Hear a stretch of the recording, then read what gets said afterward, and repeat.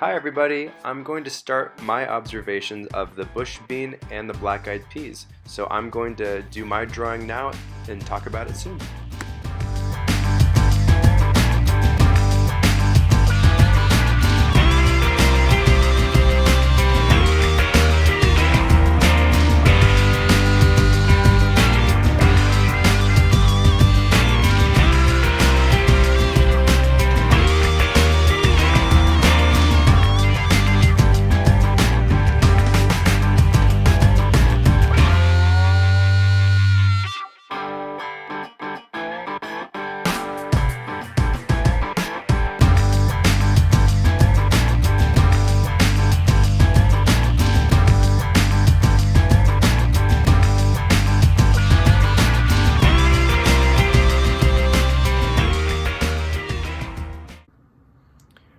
Alright, so I drew the bush bean. So I'm just going to make some of my own observations. So first thing I was noticing is I drew, if you can tell, this big leaf over here. I really drew it in a little bit more detail because, here I'll put it next to me so you can also see. I drew this leaf. And you can notice that there's a lot, you can see all the different veins of the leaf that's bringing all of the water and everything that it needs from the bottom all the way up to the stem. And there are really a lot of details there. So I'm going to put, I'm going to write big leaves, B-I-G, leaves, L-E-A-V-E-S. And I'm also going to write, I think they're called the veins, but vein-like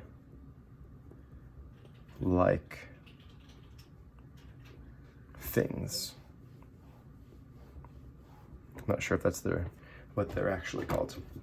Anyway, so I'm noticing also that there are many different tones of green.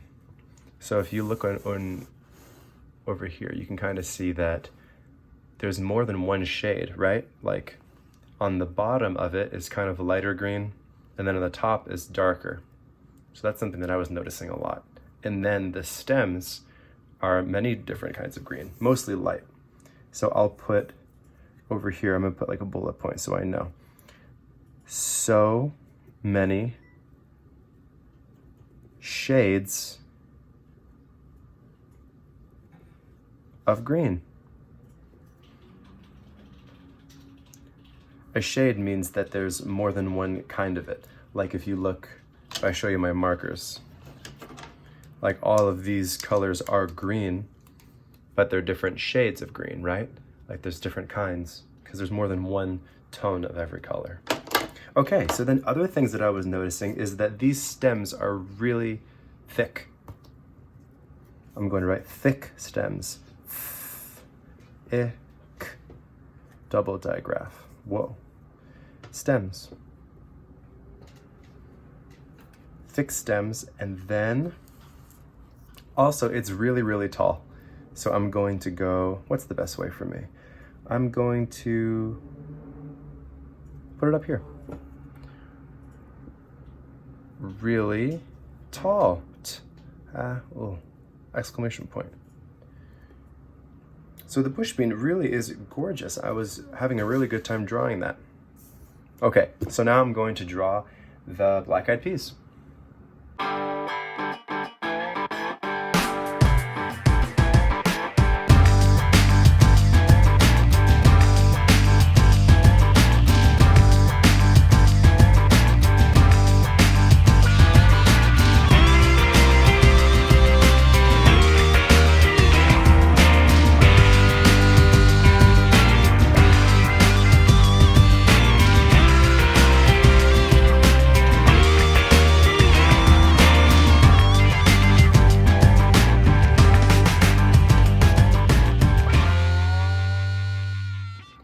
All right, now I did my observation of the black-eyed peas.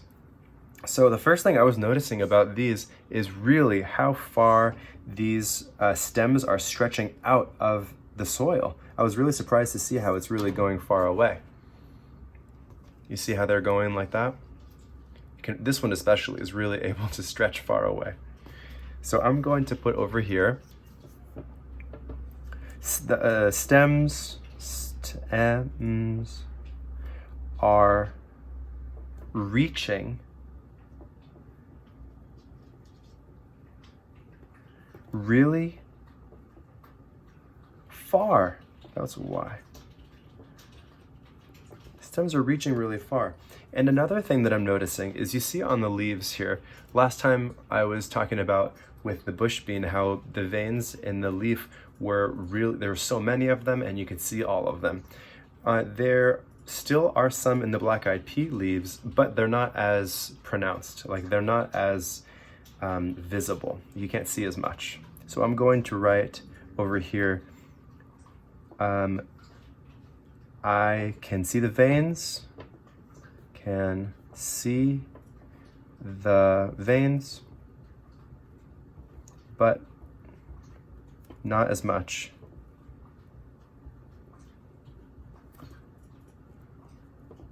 as bush bean. Not as much as bush bean. I'm also noticing that these stems are very, very tall. You see over here, they grow off of the page that I put. Tall stems. And there's also many different shades of green. So I'll do another bullet point over here where I'll say many shades of green. Many shades of green. And what's another thing that I notice? Well, one thing that I can tell you is that when I touch the top of these leaves, they kind of feel soft and a little bit wet. That's just the way this one is. So I'm going to put leaf feels soft. And yeah, and then the soil, I can also, of course, see all of the stems going down. Let's edit that out, please.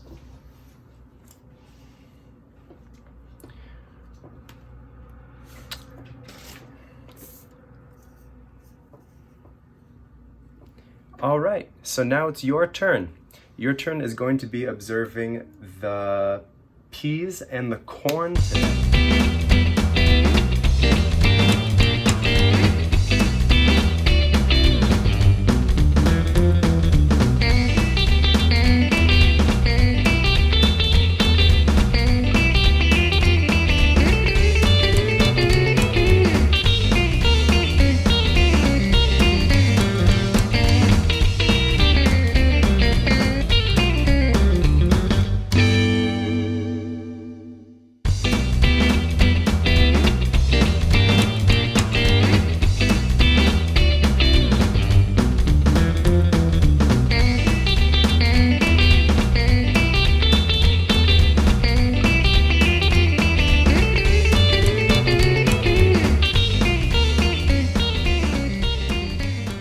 Hi everybody.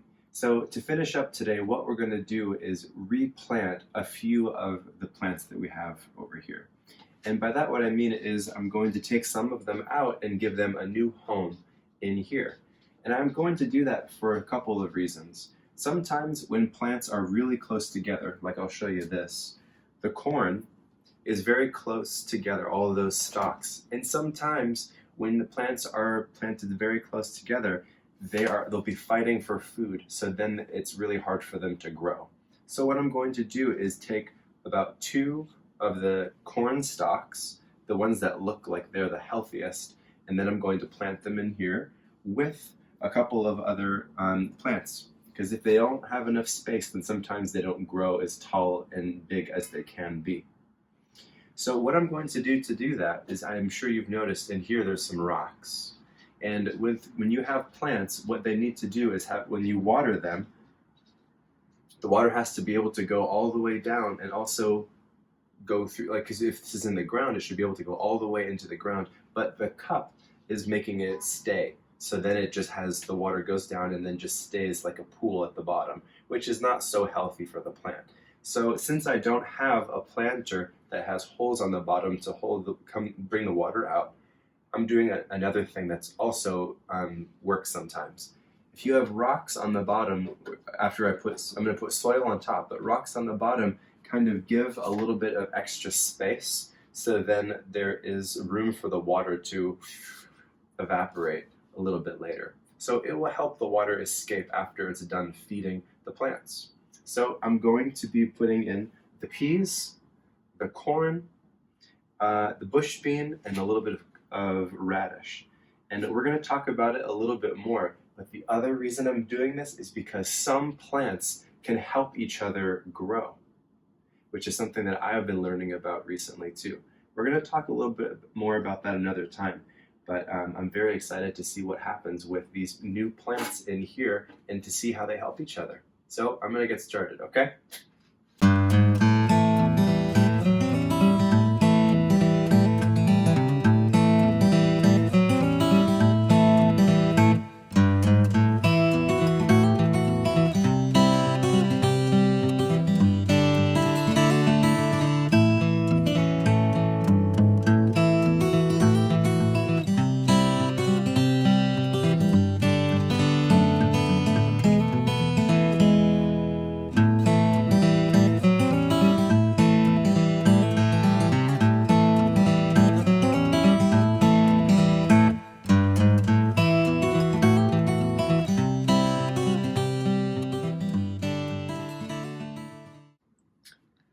All right.